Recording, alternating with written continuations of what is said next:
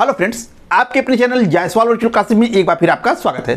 Friends, आज मैं भारतीय संविधान एवं राज्य व्यवस्था से एक नए वीडियो के साथ आपके बीच में उपस्थित हुआ हूं।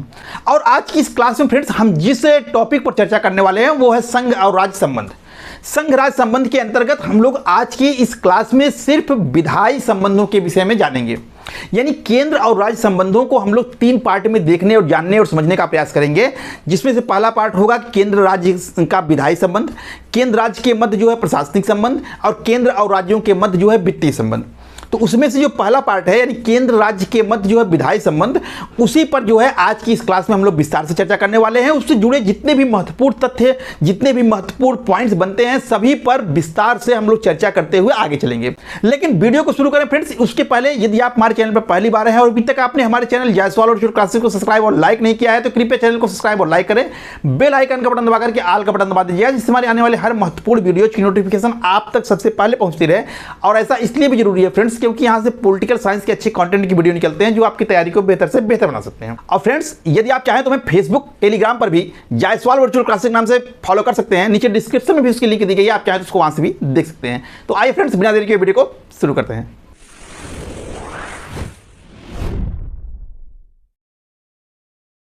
केंद्र और राज्य के मध्य विधायी संबंध। इसका मतलब होता है फ्रेंड्स कि केंद्र और राज्य के बीच कानून निर्माण के क्षेत्र में क्या संबंध है, कौन किस क्षेत्र में कानून बना सकता है, किसको क्या अधिकार हैं, यही बात हम आज के इस क्लास में जानने और समझने का प्रयास करेंगे। अगर कहा जाए केंद्र और राज्य के बीच प्रशासनिक संबंध, यानी प्रशासन के क्षेत्र में केंद्र और राज्यों के बीच क्या संबंध है, इसको हम उसमें देखेंगे।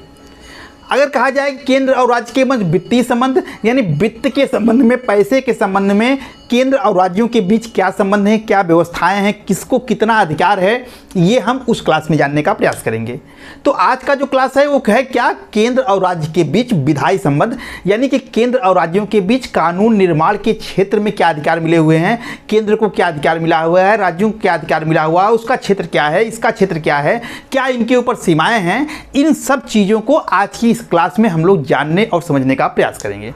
ठीक है, तो देखिए लिखा है पहला पॉइंट कि संविधान के भाग 11 और 12 में अनुच्छेद 245 से लेकर के 293 तक में केंद्र और राज्यों के बीच संबंधों का वर्णन किया गया है। बहुत इंपॉर्टेंट तो यही हो जाता है। लेकिन फ्रेंड्स, यदि आपसे पूछे कि केंद्र राज्य संबंधों का वर्णन संविधान के किस भाग में है तो आप भाग 11 ही बताइएगा, 12 नहीं बताना है आपको। भाग 11 में ही विधायी संबंध और प्रशासनिक संबंधों की चर्चा की गई है, जबकि भाग 12 में वित्तीय संबंधों की चर्चा की गई है। तो इस तरह से संविधान के भाग 11 व 12 में अनुच्छेद 245 से लेकर के 293 तक में केंद्र और राज्यों के मध्य संबंधों का वर्णन किया गया है। अब इसमें से आइए विधायी संबंध। तो लिखा है कि संघ और राज्य के मध्य जो विधायी संबंध है, कानून निर्माण के क्षेत्र में जो संबंध का वर्णन है, वो भारतीय संविधान के भाग 11 में है और अनुच्छेद 245 से 255 तक में है। तो बहुत इंपॉर्टेंट क्वेश्चन है, सीधा यही उठाता है कि भारतीय संविधान के किस अनुच्छेद में केंद्र और राज्यों के बीच विधायी संबंधों की चर्चा की गई है। तो अनुच्छेद 245 से 255 तक में की गई है। तो बहुत इंपॉर्टेंट अनुच्छेद है, इसको देख लीजिएगा किस भाग में है, तो भाग 11 में है। अब देखिए फ्रेंड्स, केंद्र और राज्यों के बीच विधायी शक्तियों के विभाजन का जो आधार है, यानी केंद्र और राज्य के बीच जो है कानूनी जो शक्तियां हैं, विधायी शक्तियां हैं, उसको 2 आधारों पर बांटा गया है, 2 भागों में विभाजित किया गया है। पहला है राज्य क्षेत्र के आधार पर केंद्र और राज्यों के बीच विधायी शक्तियों का बंटवारा, दूसरा है विषयों के आधार पर केंद्र और राज्यों के बीच शक्तियों का बंटवारा। तो क्या है इसका मतलब, राज्य क्षेत्र के आधार पर केंद्र और राज्य के बीच विधायी शक्तियों का विभाजन किया गया है पहले आधार पर, और दूसरा विषयों के आधार पर, यानी केंद्र और राज्यों के बीच जो है विधायी शक्तियों का विभाजन जो है, विधायी शक्तियों का बंटवारा जो है 2 आधारों पर किया गया है। एक राज्य क्षेत्र के आधार पर किया गया है, दूसरा विषयों के आधार पर। राज्य क्षेत्र का मतलब होता है कि किस क्षेत्र में वो कानून बनाए गए, यानी कौन सा क्षेत्र होगा केंद्र सरकार के लिए कानून बनाने के लिए, किस क्षेत्र पर जो है राज्य सरकार कानून बनाएंगे। अब विषयों के आधार का मतलब हुआ कौन कौन से विषय होंगे जिस पर केंद्र सरकार कानून बनाएगी और कौन कौन से विषय होंगे जिस पर राज्य सरकार कानून बनाएगी। तो दोनों के अंतर को आप समझ रहे हैं। क्षेत्र के आधार का मतलब किस क्षेत्र के लिए केंद्र सरकार कानून बनाएगी, किस क्षेत्र के लिए राज्य सरकार कानून बनाएगी। इसका वर्णन भारतीय संविधान के अनुच्छेद 245 में कर दिया गया। तो यहाँ जो विभाजन किया गया है केंद्र और राज्य के बीच विधायी संबंधों का, वो क्षेत्र के आधार पर किया गया है कि किस क्षेत्र पर संसद कानून बनाएगी, किस क्षेत्र के लिए राज्यों की विधानमंडल कानून बनाएंगी। और जब विषयों के आधार पर आप कानून शक्तियों का बंटवारा पढ़ेंगे तो अनुच्छेद 246 पढ़ेंगे तो वहाँ आपको बताया जाएगा कि कौन कौन से विषय हैं जो केंद्र सरकार के पास हैं, जिस पर केंद्र सरकार कानून बना सकती है, और कौन कौन से विषय हैं जो राज्य सरकार के पास है जिसके राज्य सरकार कानून बना सकती है। तो इस तरह से केंद्र और राज्यों के बीच जो विधायी शक्तियों का विभाजन है वो हम दो आधारों पर इसको देखेंगे। पहला आधार अनुच्छेद 245 का है, दूसरा आधार अनुच्छेद 246 का है। 245 राज्य क्षेत्र के आधार पर शक्तियों के बंटवारे की बात कर रहा है और दूसरा जो है वो विषयों के आधार पर शक्तियों के बंटवारे की बात कर रहा है। राज्य क्षेत्र का मतलब किस क्षेत्र के लिए केंद्र सरकार कानून बनाएगी, किस क्षेत्र के लिए राज्य सरकार कानून बनाएगी, किस विषय पर केंद्र सरकार बनाएगी और किस विषय पर राज्य सरकार बनाएगी। तो आप देखिए अनुच्छेद 245 क्या कहता है कि कौन किस क्षेत्र के लिए कानून बनाएगा। तो कहा गया कि संसद मतलब केंद्र सरकार। तो कहा गया क्योंकि केंद्र सरकार में व्यवस्थापिका ही कानून बनाती है, तो केंद्र सरकार की व्यवस्थापिका संसद है और राज्य सरकारों की जो व्यवस्थापिकाएं हैं वो राज्य विधानमंडल हैं। तो केंद्र सरकार जो लिखा गया कि संसद जो है वो संपूर्ण भारतीय राज्य क्षेत्र या उसके किसी भाग के लिए कानून बना सकती है। अनुच्छेद 245 में स्पष्ट कर दिया गया है कि जो भारत की संसद होगी वो पूरे भारत के लिए, पूरे भारतीय राज्य क्षेत्र के लिए कानून बना सकती है या भारत के किसी एक भाग के लिए कानून बना सकती है, ये उसका अधिकार है। ठीक, एकदम क्लियर बांट दिया गया। और इसके बाद कहा गया कि राज्यों की जो विधानमंडलें हैं वो अपने संपूर्ण राज्य क्षेत्र के लिए या उसके किसी भाग के लिए कानून बना सकती हैं। तो राज्य विधानमंडलें अपने संपूर्ण राज्य क्षेत्र के लिए या उसके किसी भाग के लिए कानून बना सकती हैं। भारत की जो संसद है वो पूरे भारत के लिए या उसके किसी भाग के लिए कानून बना सकती है। जैसे उत्तर प्रदेश की सरकार है तो ये केवल उत्तर प्रदेश के लिए ही कानून बनाएगी, इसी राज्य क्षेत्र के लिए ही कानून बनाएगी, इसके कानून इसी राज्य क्षेत्र पर ही लागू होंगे, बिहार बंगाल में लागू नहीं होंगे। लेकिन भारत की जो सरकार है वो पूरे भारत के लिए कानून बना सकती है या उसके किसी भाग के लिए कानून बना सकती है।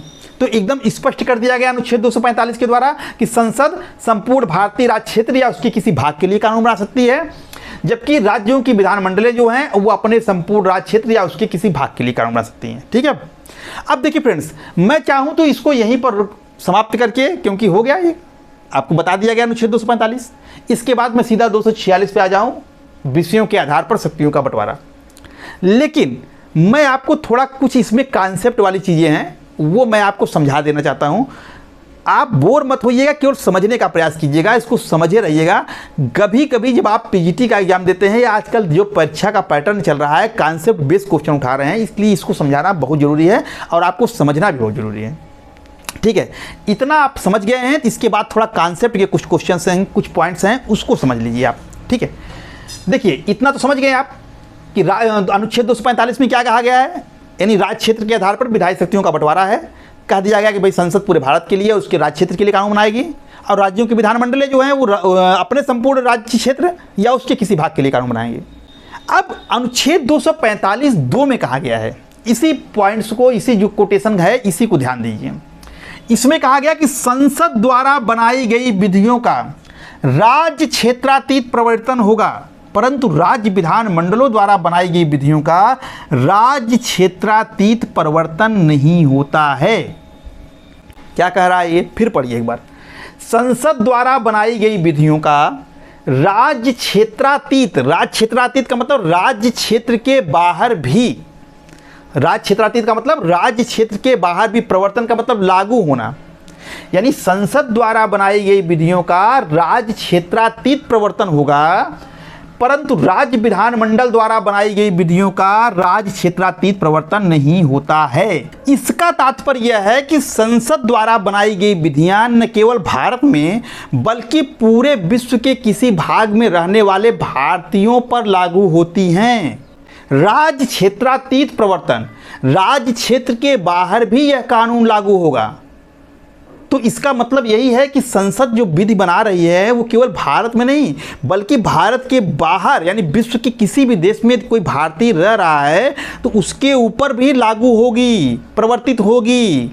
लेकिन राज्य विधानमंडल द्वारा बनाई गई विधियां, इसका राज्य क्षेत्रातीत प्रवर्तन नहीं होगा। इसका मतलब कि अगर किसी राज्य विधानमंडल ने कोई कानून बनाया तो उसका प्रवर्तन उस राज्य के बाहर रहने वाले लोगों पर नहीं होगा। उत्तर प्रदेश ने कोई कानून बनाया तो केवल उत्तर प्रदेश राज्य की सीमा के भीतर ही होगा। इसका प्रभाव जो है बिहार में रहने वाले लोगों पर नहीं होगा, या वहाँ कोई नागरिक रह रहा है तो वहाँ नहीं होगा। इसका क्यों? क्योंकि इसका राज्य क्षेत्रातीत प्रवर्तन नहीं होता है, जबकि संसद की विधियों का राज्य क्षेत्रातीत प्रवर्तन होता है।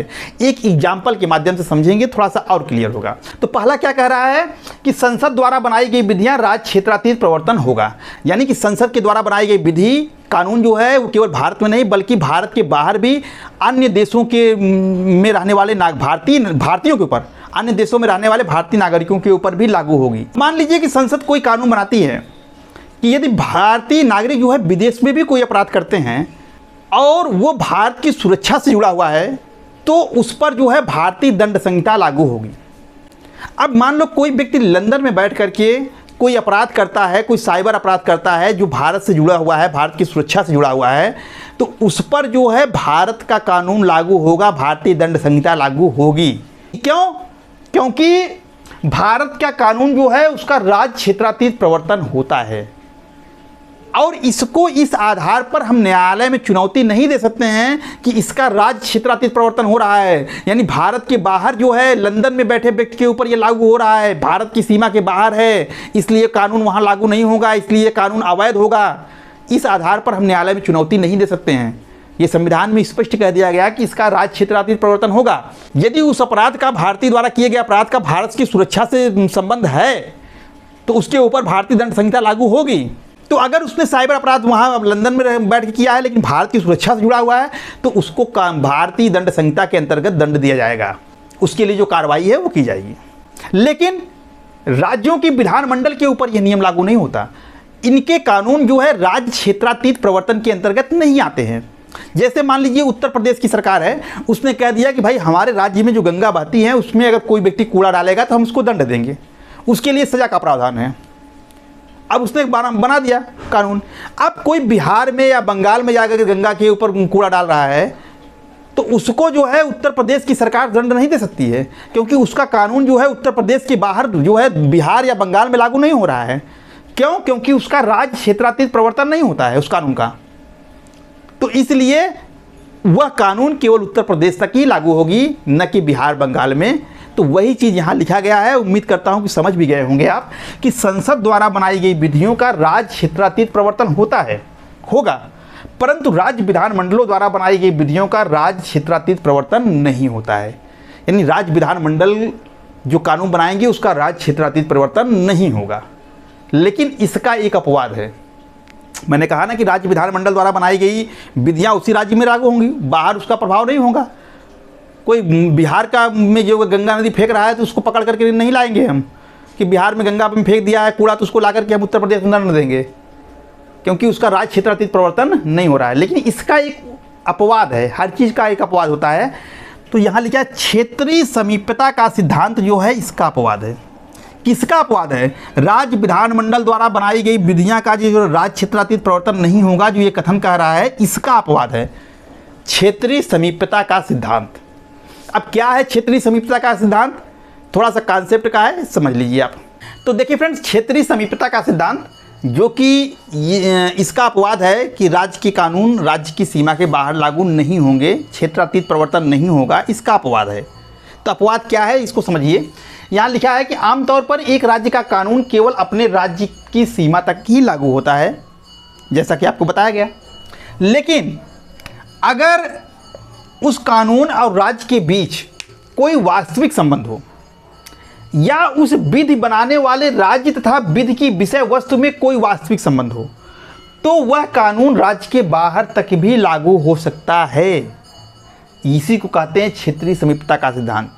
यानी आमतौर पर तो राज्य का कानून राज्य तक ही लागू होगा, लेकिन यह सिद्धांत कह रहा है कि अगर उस कानून यानी जो राज्य क्षेत्र ने कानून बनाया है उसका और किसी राज्य के बीच कोई वास्तविक संबंध हो, यानी उस राज्य के कानून का किसी दूसरे राज्य के किसी मामले से वास्तविक रूप से संबंध हो, या उस विधि बनाने वाले राज्य और विधि की विषय वस्तु में कोई वास्तविक संबंध हो, तो ऐसी कंडीशन में वह कानून राज्य के बाहर भी लागू हो सकता है।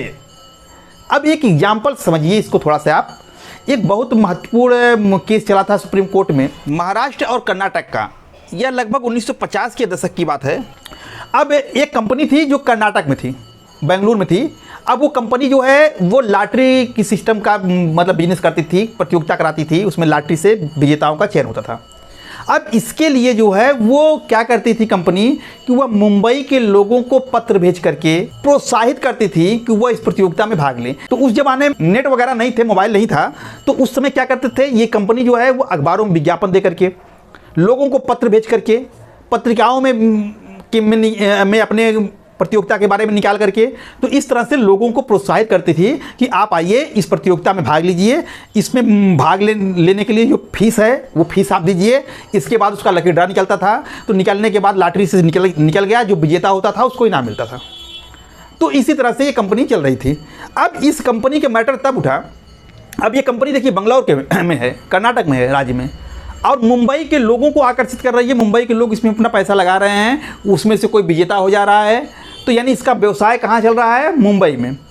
तो अब मुंबई की सरकार ने कहा कि भाई ऐसा है कि आप जो है अपना बिजनेस जो है वो मुंबई के लोगों से कर रहे हैं, पैसा हमारे यहाँ से कमा रहे हैं आप, तो आप पे ऊपर जो है मुंबई का जो कानून, टैक्स का कानून है वो आपको ऊपर लगेगा, यानी आपको यहाँ टैक्स देना होगा।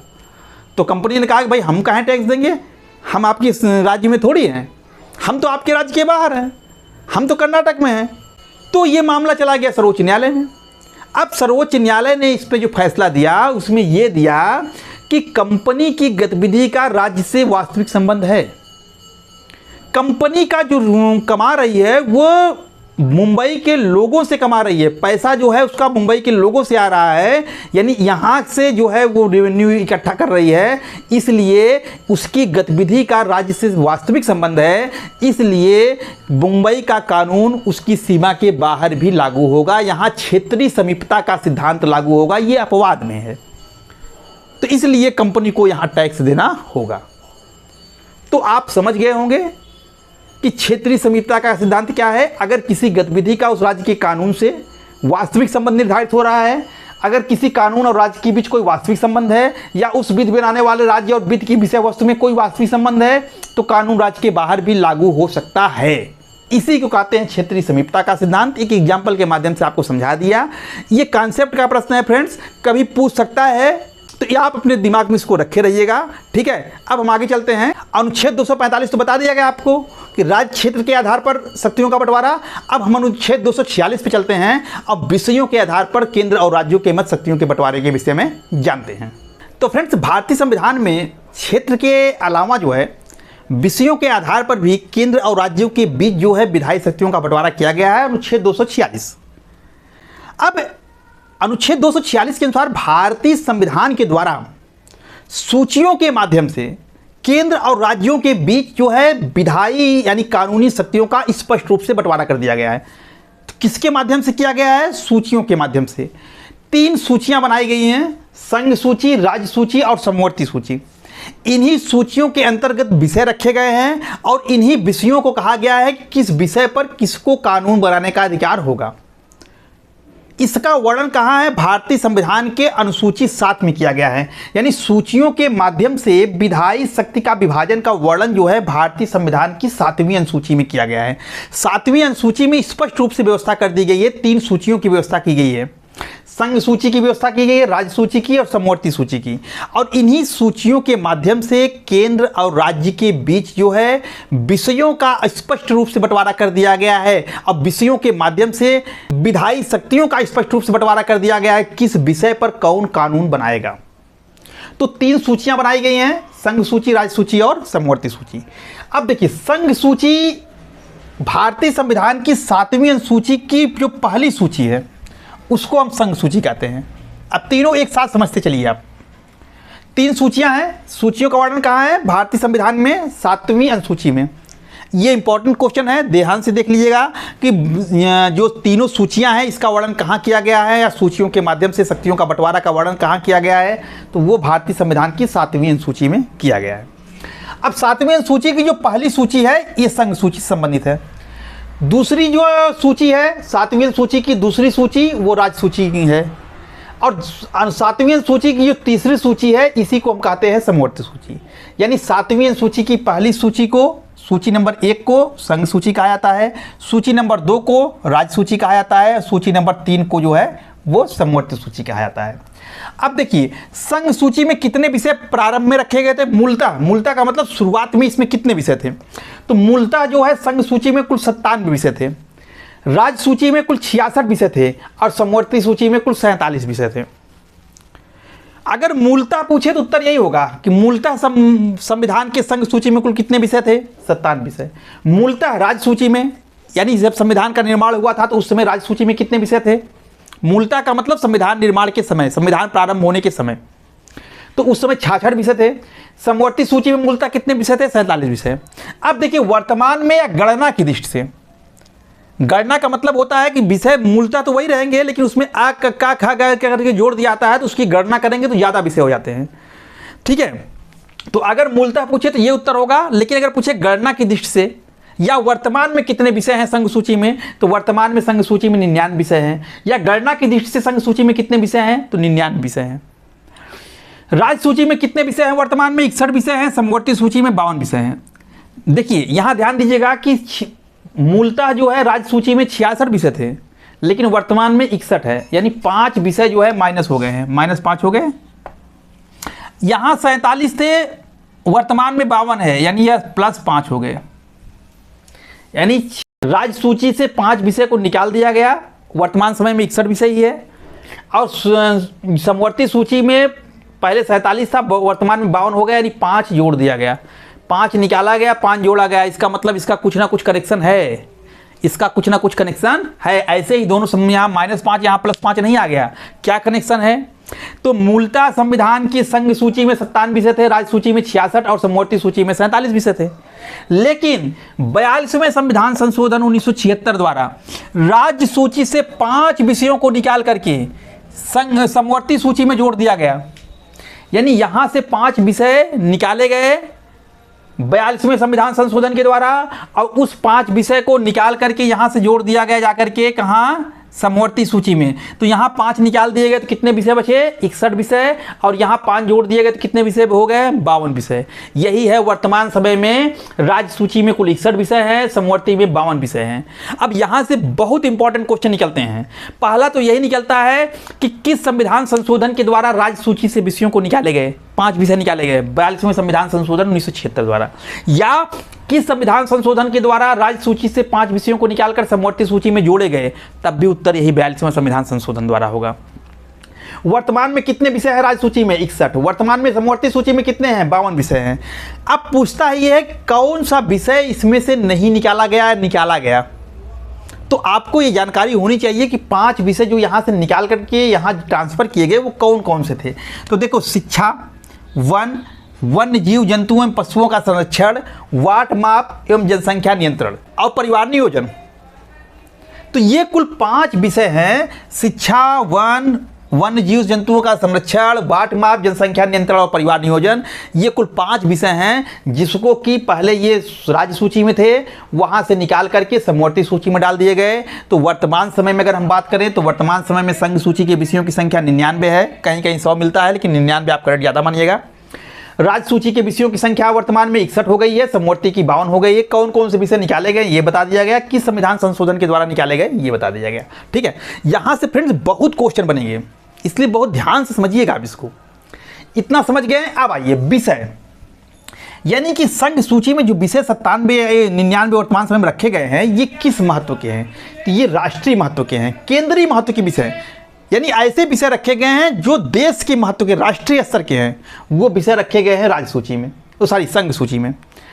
और जो स्थानीय स्तर के हैं या प्रादेशिक स्तर के हैं ऐसे विषयों को रखा गया है राज्य सूची में। यानी राज्य सूची में जो 61 विषय हैं ये किसके हैं, स्थानीय महत्व के हैं, प्रादेशिक महत्व के हैं। 99 विषय जो केंद्र सूची में हैं वो किसके हैं, केंद्रीय महत्व के हैं। ठीक है, और जो समवर्ती सूची में 52 विषय रखे गए हैं ये राष्ट्रीय और स्थानीय दोनों महत्व के हैं। यानी ये ऐसे विषय हैं जो पूरे देश के स्तर के भी हैं और स्थानीय स्तर पे भी हैं, इसीलिए इनको समवर्ती सूची में रख दिया गया। ठीक है, तो कहने का मतलब ये है कि संघ सूची के विषय जो रखे गए हैं वो केंद्रीय महत्व के हैं, राज्य सूची में जो विषय रखे गए हैं वो स्थानीय या प्रादेशिक महत्व के हैं, और समवर्ती सूची में जो विषय रखे गए हैं वो राष्ट्रीय और स्थानीय दोनों महत्व के हैं। अब सबसे इंपॉर्टेंट चीज़ कि संघ सूची या केंद्र सूची के विषयों पर कानून कौन बनाएगा, राज्य सूची के विषयों पर कानून कौन बनाएगा, समवर्ती सूची के विषयों पर कानून कौन बनाएगा। तो देखिए, संघ कहो चाहे केंद्र कहो, बात एक ही है। ठीक है, संघ सूची कहूँ चाहे केंद्र सूची कहो, बात एक ही मैं कह रहा हूँ। ठीक है, संघ सूची के विषयों पर कानून बनाने का अधिकार फ्रेंड्स केंद्र सरकार को है। एकदम स्पष्ट कर दिया गया कि जो 99 विषय हैं, इन विषयों पर कानून कौन बनाएगा, केंद्र सरकार बनाएंगी। राज्य सूची के विषयों पर कानून बनाने का अधिकार किसको होगा, राज्य सरकारों को होगा। और समवर्ती सूची के विषयों पर कानून बनाने का अधिकार कौन किसको होगा, केंद्र और राज्य दोनों को होगा। अब जाहिर सी बात है, जो केंद्रीय महत्व के हैं वो केंद्र सरकार बनाएगी, जो स्थानीय महत्व के हैं वो राज्य सरकार बनाएगी, जो राष्ट्रीय और स्थानीय दोनों महत्व के हैं तो दोनों महत्व के हैं तो दोनों को अधिकार मिलेगा। केंद्र सरकार भी उसी विषय पर कानून बना सकती है, राज्य सरकार भी बना सकती है।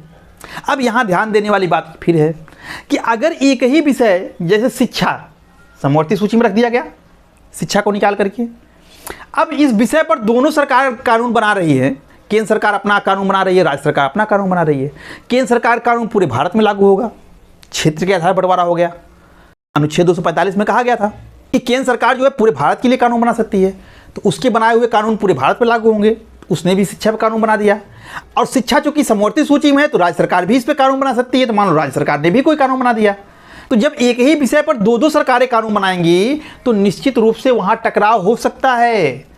कभी वैसी स्थिति आ सकती है कि दोनों के बनाए हुए कानून आपस में टकरा सकते हैं, एक दूसरे के विरोधी हो सकते हैं। तो ऐसी कंडीशन में क्या होगा, तो ऐसी कंडीशन के लिए संविधान में कह दिया गया कि यदि केंद्र सरकार और राज्य सरकार के बनाए हुए कानून आपस में टकराते हैं तो ऐसी स्थिति में केंद्र द्वारा बनाया गया कानून मान्य होगा, राज्यों को द्वारा बनाया गया कानून उस मात्रा तक शून्य हो जाएगा जहां तक वो केंद्र सरकार के कानून का उल्लंघन करता है।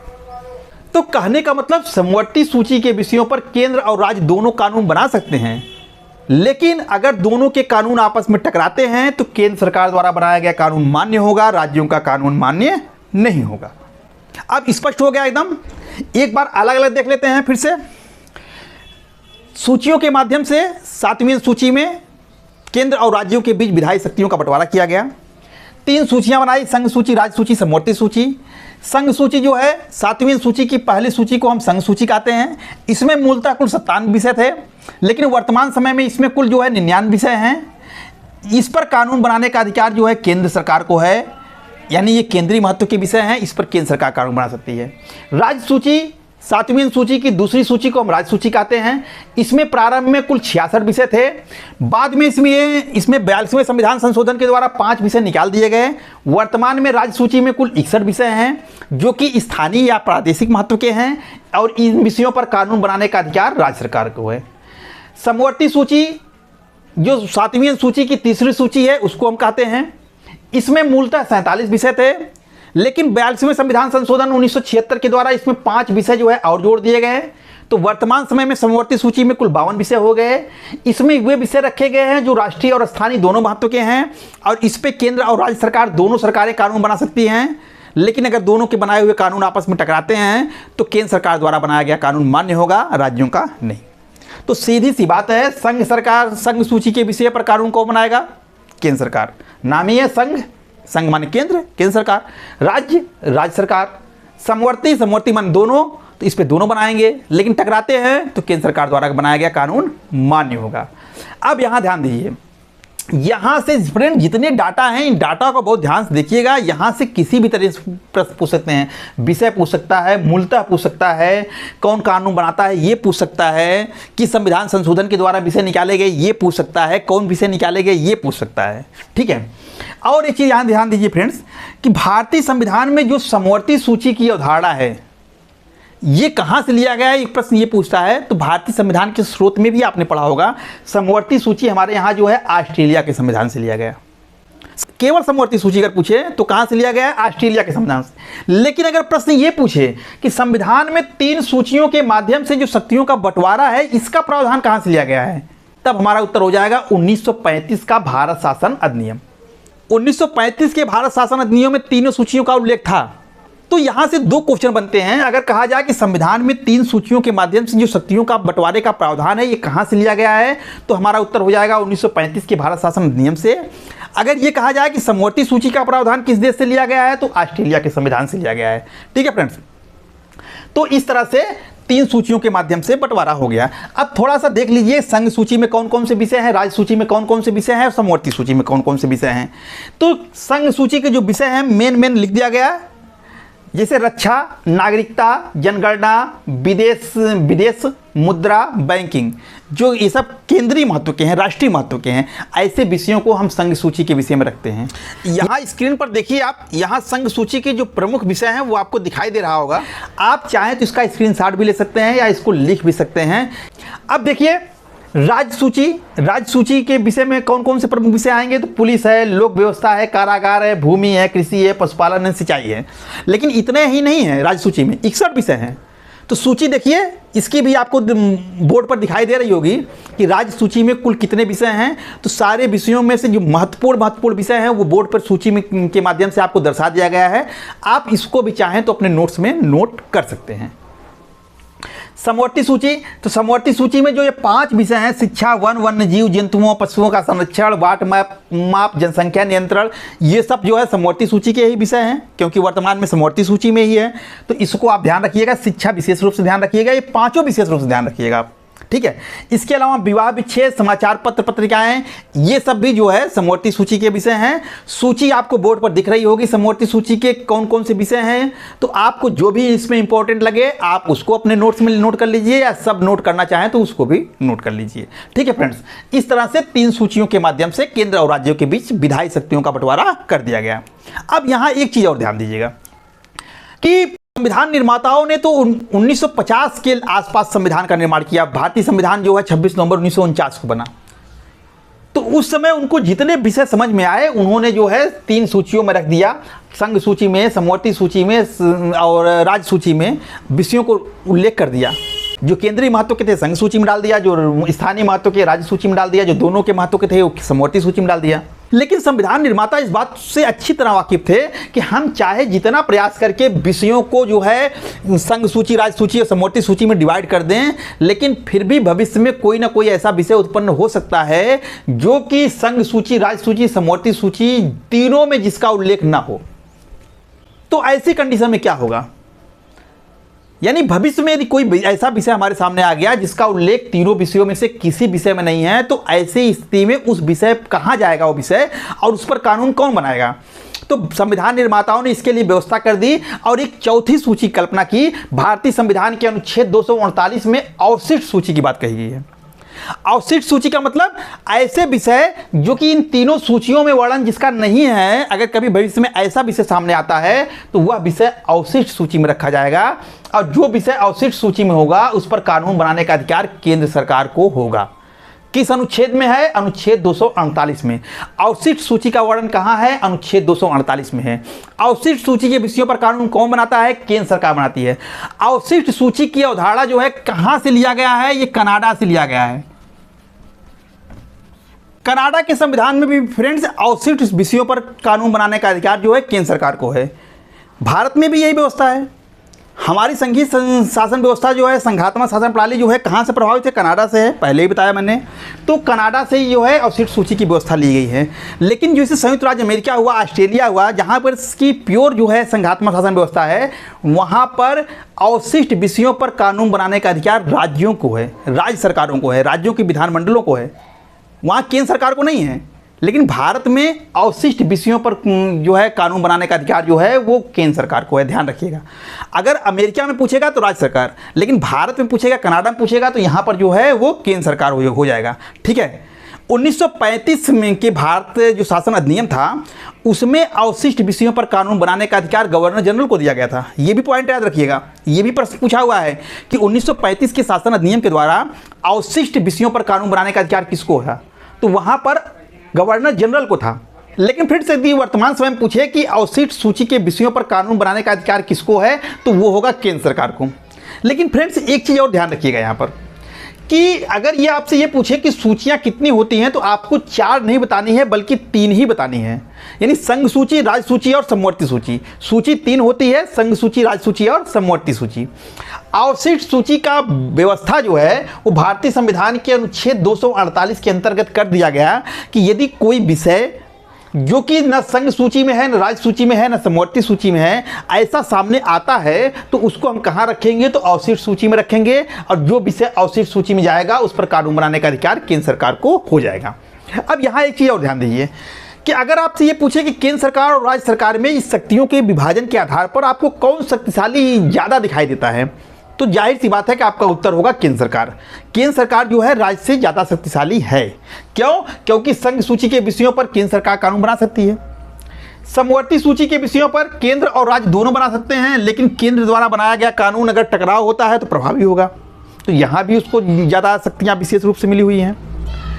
संघ सूची पर तो केंद्र सरकार बना ही सकती है। अब राज्य सूची के विषयों पर तो सामान्यतः जो है राज्य सरकार ही कानून बनाती है, लेकिन कुछ विशेष परिस्थितियां ऐसी हैं जिसमें राज्य सूची के विषयों पर भी केंद्र सरकार कानून बना सकती है। यानी कि राज्य सूची के विषयों पर कानून बनाने का अधिकार तो सामान्यतः जो है राज्य सरकार को ही है, लेकिन कुछ विशेष परिस्थितियां ऐसी हैं जब केंद्र सरकार राज्य सूची के विषयों पर भी कानून बना सकती है। तो यहाँ भी कुछ विशेष परिस्थितियों में केंद्र सरकार जो है ज़्यादा ताकतवर आपको दिखाई देगी। तो अगला टॉपिक हमारा यही है कि वो विशेष परिस्थितियां वास्तव में कौन कौन सी हैं जब जो है केंद्र सरकार राज्य सूची के विषयों पर भी कानून बना सकती है। तो आइए फ्रेंड्स देखते हैं उन परिस्थितियों को जब केंद्र सरकार जो है राज्य सूची के विषयों पर कानून बना सकती है। तो देखिए फ्रेंड्स, यह वह कंडीशन है जिसके आधार पर केंद्र सरकार या कह सकते हैं कि संसद राज्य सूची के किसी भी विषय पर कानून बना सकती है। अनुच्छेद 249 के अनुसार, अनुच्छेद 250 के तहत, अनुच्छेद 252 के तहत, अनुच्छेद 253 के तहत, अनुच्छेद 256 के तहत, यानी कुल मिलाकर के 5 अनुच्छेद आपको लिखे गए हैं। और इस 5 अनुच्छेद में ऐसा प्रावधान है जिसके तहत जो है संसद को विशेष अधिकार मिल जाते हैं कि वह राज्य सूची के किसी विषय पर कानून बना सके।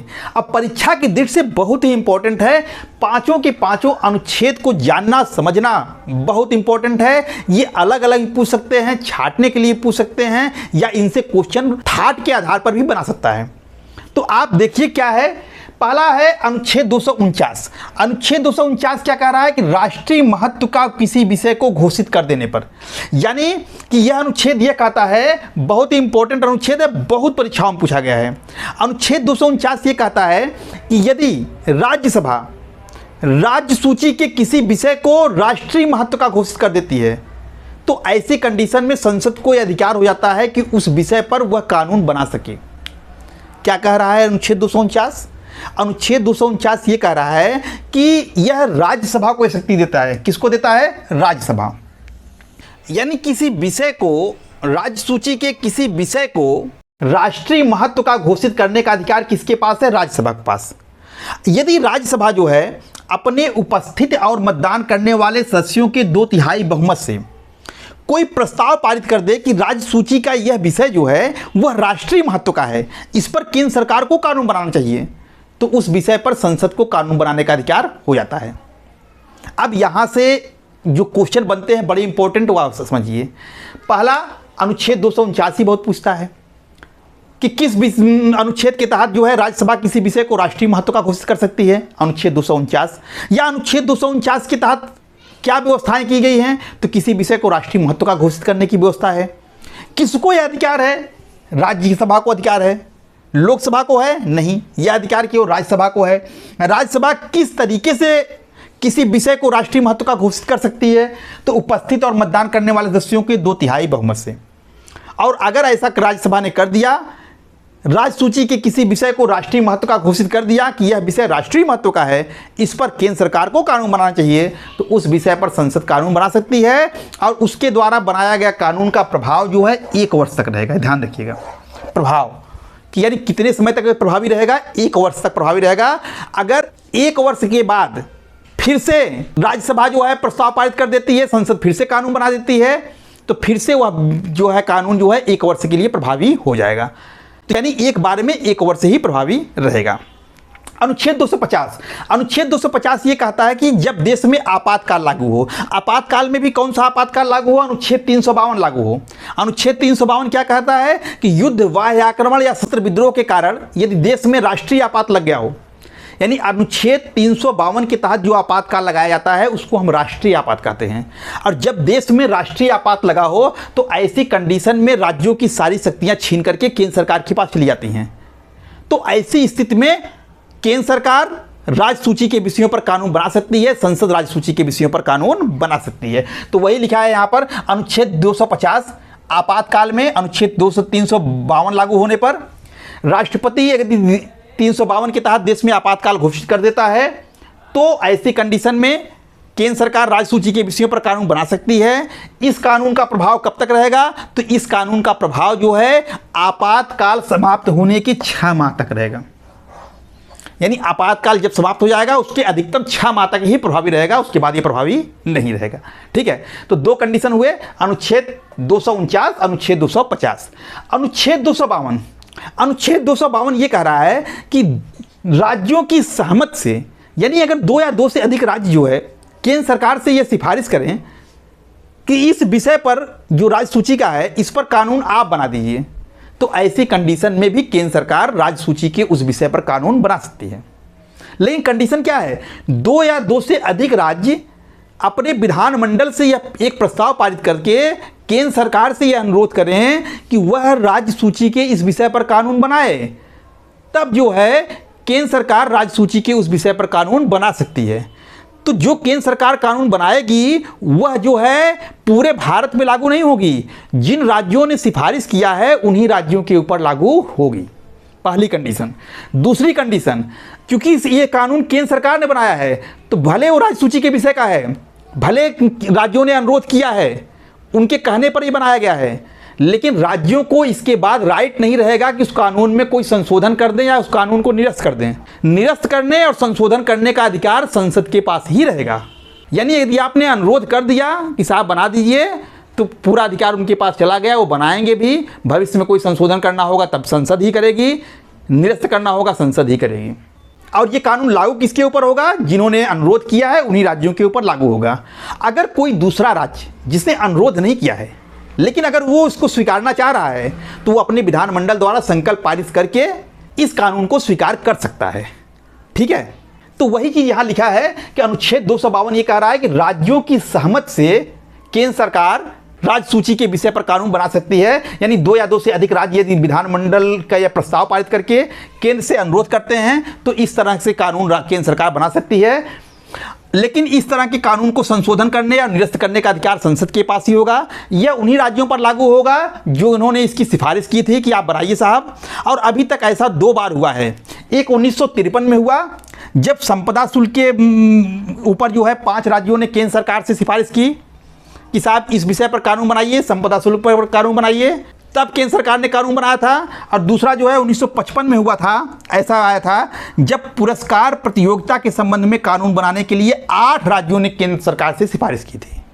तो अभी तक 2 बार ऐसा हुआ है जब केंद्र सरकार ने जो है राज्यों की सिफारिश पर कानून बनाया है। तो वो कब हुआ है, 1953 में, 1955 में। 1953 में संपदा शुल्क के लिए हुआ है, 5 राज्यों ने सिफारिश की थी, उत्तर प्रदेश, मध्य प्रदेश, मुंबई, उड़ीसा और पंजाब ने। 1955 में पुरस्कार प्रतियोगिता पर कानून बनाने के लिए 8 राज्यों ने सिफारिश की थी, आंध्र प्रदेश, मुंबई, मद्रास, उड़ीसा, उत्तर प्रदेश, हैदराबाद, पेप्सू और सौराष्ट्र ने। तो इस तरह से अभी तक केवल 2 बार ऐसा हुआ है। ठीक है, तीसरा है अनुच्छेद 253 जो ये कहता है कि अंतर्राष्ट्रीय संधियों को लागू करने के लिए भी केंद्र सरकार जो है राज्य सूची के किसी विषय पर कानून बना सकती है। अब विदेश मामला जो है केंद्र सरकार के अधीन है। केंद्र सरकार ने मान लो कि विश्व के किसी देश के साथ संधि की और उस संधि या समझौते को लागू करने के लिए राज्य सूची के किसी विषय पर कानून बनाना आवश्यक हो जाता है। तो ऐसी कंडीशन में केंद्र सरकार उस विषय पर राज्य सूची के कानून बना सकती है। यानी अंतर्राष्ट्रीय संधियों के लागू करने के लिए या उनके क्रियान्वयन करने के लिए यदि राज्य सूची के किसी विषय पर कानून बनाना आवश्यक हो जाए तो ऐसी कंडीशन में केंद्र सरकार राज्य सूची के विषय पर कानून बना सकती है। अनुच्छेद 253 कहता है। अनुच्छेद 356 आपने खूब पढ़ा होगा, किसी राज्य में संवैधानिक तंत्र का विफल हो जाना। यानी राष्ट्रपति शासन लागू होना। अनुच्छेद 356 कहता है कि यदि किसी राज्य की शासन व्यवस्था संविधान के प्रावधानों के अनुसार नहीं चल रही है और राज्यपाल ने इस संबंध में राष्ट्रपति से शिकायत कर दी है या राष्ट्रपति ने स्वयं यह अनुभव किया कि फला राज्य का शासन व्यवस्था जो है कानून के हिसाब से नहीं चल रही है, तो ऐसी कंडीशन में राष्ट्रपति को यह पावर होता है कि वहाँ की सरकार को बर्खास्त करके वहाँ की शासन व्यवस्था को अपने हाथ में ले ले। इसी को कहते हैं राष्ट्रपति शासन। और जब राष्ट्रपति शासन लग जाता है किसी राज्य में, तो उस राज्य के राज्य सूची के विषयों पर कानून बनाने का अधिकार संसद को हो जाता है, क्योंकि वहाँ कोई सरकार ही नहीं है, तो उसके लिए कोई कानून की जरूरत पड़ेगी, संसद बना सकती है। ठीक है, तो अनुच्छेद 356 क्या कह रहा है, राज्य में अगर संवैधानिक तंत्र विफल हो जाए यानी राष्ट्रपति शासन लगा है, तो ऐसी कंडीशन में भी संसद जो है राज्य सूची के विषयों पर कानून बना सकती है। ठीक है, तो ये फ्रेंड्स 5 कंडीशन दिया गया है, अनुच्छेद 249, अनुच्छेद 250, अनुच्छेद 252, अनुच्छेद 253, अनुच्छेद 356। अनुच्छेद 249 यदि किसी विषय को राष्ट्रीय महत्व का घोषित कर दिया जाए। अनुच्छेद 250 देश में राष्ट्रीय आपात लागू हो। अनुच्छेद 252 राज्यों की सहमति के आधार पर। अनुच्छेद 253 अंतर्राष्ट्रीय संधियों को लागू करने के लिए। अनुच्छेद 356 राष्ट्रपति शासन लगा होने पर। ऐसी कंडीशन में, ऐसी विशेष परिस्थितियों में केंद्र सरकार जो है वो राज्य सूची के विषयों पर भी कानून बना सकती है। फ्रेंड्स, ये बहुत ही इंपॉर्टेंट है। यहाँ से जितने अनुच्छेद हैं आप इसको अच्छे से देखिएगा, इसके प्रावधान को देखिएगा, किस आधार पर केंद्र सरकार कानून बना रही है उसको आप समझे रहिएगा, यानी ये वाला पॉइंट समझे रहिएगा, किस आधार पर कौन से अनुच्छेद में क्या प्रावधान है, किस आधार पर केंद्र सरकार राज्य सूची के विषयों पर कानून बना रही है, इसको देख रहिए, बहुत इंपॉर्टेंट है, बहुत क्वेश्चन पूछता है। तो इसी के लिए साथ फ्रेंड्स यह क्लास यहीं पर समाप्त होता है। अब मुझे उम्मीद है कि इस क्लास में जो कुछ भी आपको बताने और समझाने का प्रयास किया गया है वो सब कुछ आपको समझ में आया होगा और ये क्लास आपको अच्छी लगी होगी। फ्रेंड्स, क्या आप टीजीटी सामाजिक विज्ञान, पीजीटी सिविक्स या पॉलिटिकल साइंस से नेट जेआरएफ की तैयारी करना चाह रहे हैं? तो बिना देरी किए हुए प्ले स्टोर पर जाइए और जायसवाल वर्चुअल क्लासेज के ऐप को डाउनलोड कीजिए। ऐप डाउनलोड करने के लिए प्ले स्टोर में जाकर के टाइप कीजिए जायसवाल वर्चुअल क्लासेज और सर्च कीजिए। आपको कुछ इस तरह से इंटरफेस खुल के सामने आएगा और वहाँ जायसवाल वर्चुअल क्लासेज का आपको लोगो दिखाई दे रहा होगा, उस पर क्लिक कीजिए और लोगो सहित जायसवाल वर्चुअल क्लासेज लिखा हुआ कुछ इस तरह का इंटरफेस आपके सामने आएगा। आप इंस्टॉल का बटन दबा दीजिए।